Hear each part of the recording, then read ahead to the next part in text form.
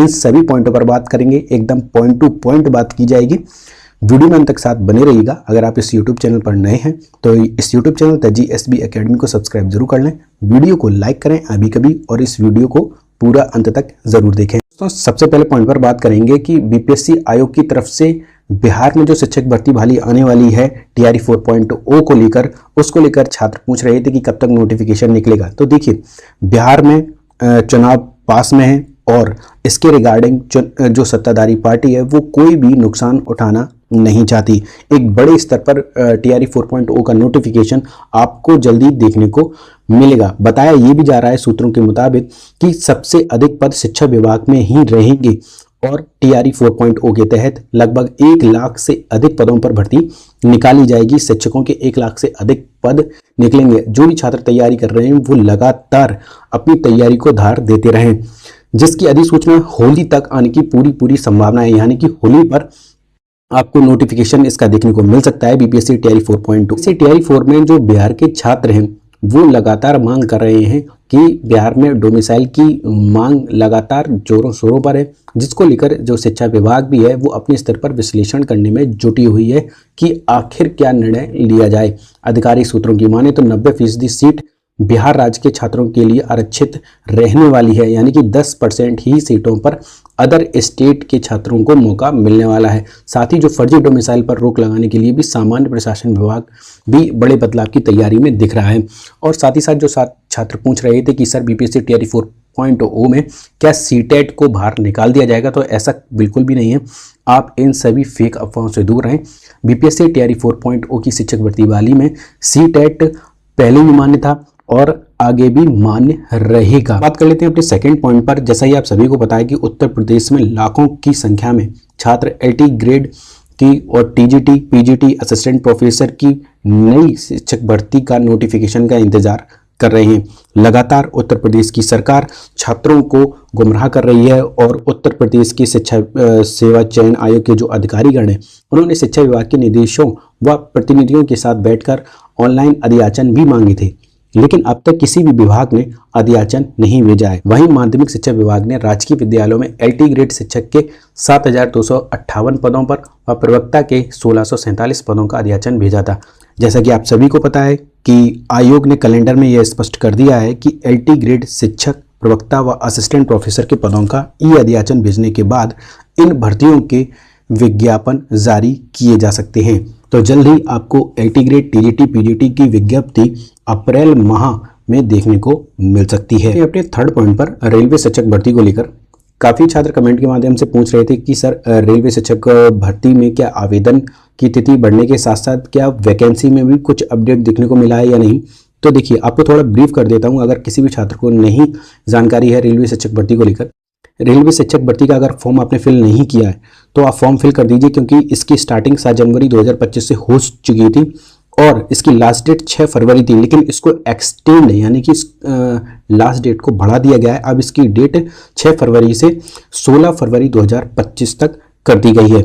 ठीक है। और अगर आप टीजीटी का फॉर्म फिल करना चाहते हैं रेलवे में, या फिर पीजीटी का फॉर्म फिल करना चाहते हैं, या फिर प्राइमरी टीचर के तौर पर नियुक्त होना चाहते हैं, तब भी आप रेलवे शिक्षक भर्ती का फॉर्म फिल कर सकते हैं, क्योंकि सबकी वैकेंसियां हैं। पीजीटी की 187 वैकेंसी है, टीजीटी की 338 है और वहीं प्राइमरी की 188 वैकेंसी भी है। फोर्थ पॉइंट को लेकर मोस्ट इंपॉर्टेंट, काफ़ी शिक्षा मित्र और अनुदेशक जितने भी हैं वो लगातार मैसेज के माध्यम से पूछ रहे थे कि सर शिक्षा मित्रों और अनुदेशकों का जो मानदेय है वो क्या गारंटी से बढ़ाने के मूड में है भी उत्तर प्रदेश की सरकार या नहीं। तो देखिए, इसको लेकर एक बहुत बड़ी अपडेट निकल कर आ रही है और शायद आपके लिए ये जो साल होगा वो बहुत खुश भरा साल होगा, क्योंकि शिक्षा मित्रों व अनुदेशकों का जो वेतन है वो इस साल गारंटी से बढ़ने वाला है। अधिकारियों की तरफ से क्या बयान जारी किए गए हैं, बताया ये जा रहा है कि उत्तर प्रदेश के बीटीसी शिक्षक संघ ने उत्तर प्रदेश सरकार से नए वित्तीय बजट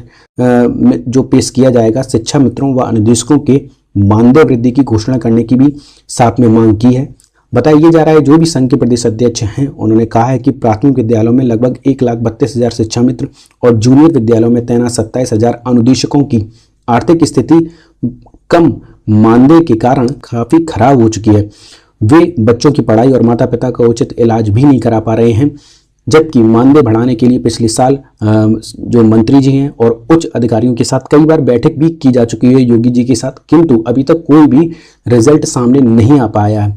उन्होंने ये भी कहा है कि स्थायी शिक्षकों व कर्मचारियों के लिए 8वां वेतन है वो आयोग ऐलान कर चुका है। वहीं उनके ही बराबर काम करने वाले उसी विद्यालय में कार्यरत शिक्षा मित्रों व अनुदेशकों के मानदेय में कई साल से 1 रुपये भी नहीं बढ़ाया जा सका है। तो उत्तर प्रदेश की सरकार इस बजट में मानदेय बढ़ाने की घोषणा कर सकती है और 100% 2025 में शिक्षा मित्र और अनुदेशकों का जो वेतन है वो गारंटी से बढ़ने वाला है। 5th पॉइंट को लेकर, जैसा कि आप सभी को पता है कि मध्य प्रदेश में जो सरकारी शिक्षक के तौर पर चयनित होना चाहते हैं बीएड डिग्रीधारी छात्र और डीएलएड डिप्लोमाधारी छात्र, उनके लिए क्या नुकसान हो सकता है अगर गेस्ट टीचर को 50% का आरक्षण जो है वो नियम लागू हो जाता है। इसको लेकर छात्र को बहुत कंफ्यूजन में थे कि सर आखिर पूरा मामला है क्या मध्य प्रदेश में। तो देखिए, शिक्षक भर्ती के लिए मध्य प्रदेश सरकार द्वारा संशोधित किए भर्ती नियमों को हाईकोर्ट में चुनौती भी दे दी गई है। 27 दिसंबर 2024 को एक संशोधन कर अतिथि शिक्षकों को 50% आरक्षण दिया गया है। इसको लेकर हाईकोर्ट की डबल बेंच ने मध्य प्रदेश की राज्य सरकार को नोटिस भी जारी कर दिया है। साथ ही 27 दिसंबर 2024 के बाद आने वाली भर्ती पर एक बंधन लगा दिया है, जिसमें तमाम जो भर्तियां हैं वो इस याचिका के अधीन होंगी। जो एडवोकेट हैं दिनेश चौहान जी, उन्होंने हाईकोर्ट को बताया है कि अतिथि शिक्षकों को 50% रिजर्वेशन देना संविधान के प्रावधानों के नियम के खिलाफ है। अतिथि शिक्षकों के रखने की व्यवस्था में आरक्षण नियमों का पालन नहीं किया जाता।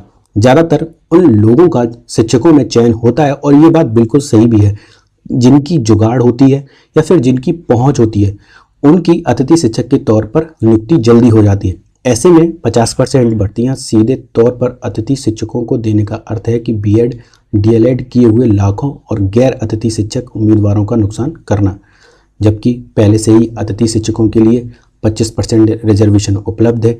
इस मामले में अगली सुनवाई 4 सप्ताह बाद होनी है। देखते हैं क्या डिसीजन निकल के आता है।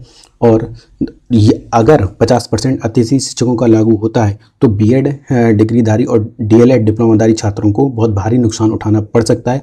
अगर यहाँ पर जीत होती है तो बीएड डिग्रीधारी छात्र और डीएलएड डिप्लोमाधारी छात्रों के लिए एक बहुत बड़ी खुशखबरी साबित होगी। दोस्तों, इस वीडियो को ज़्यादा से ज़्यादा अपने सभी व्हाट्सएप ग्रुप में, टेलीग्राम ग्रुप में, फेसबुक ग्रुप पर और ट्विटर पर ज़्यादा से ज़्यादा शेयर करें, जिससे कि एक छात्र को सही और सटीक जानकारी मिल सके। और अगर आप सरकारी शिक्षक भर्ती की समाचार की हर एक लेटेस्ट और ऑथेंटिक अपडेट सबसे पहले प्राप्त करना चाहते हैं तो आप इस YouTube channel the GSB academy को सब्सक्राइब करना बिल्कुल भी ना भूलें। वीडियो को लाइक ज़रूर करें और अगर आपकी कोई भी क्वेरी हो शिक्षक भर्ती के रिगार्डिंग तो आप नीचे कमेंट बॉक्स में कमेंट करके हमसे पूछ सकते हैं।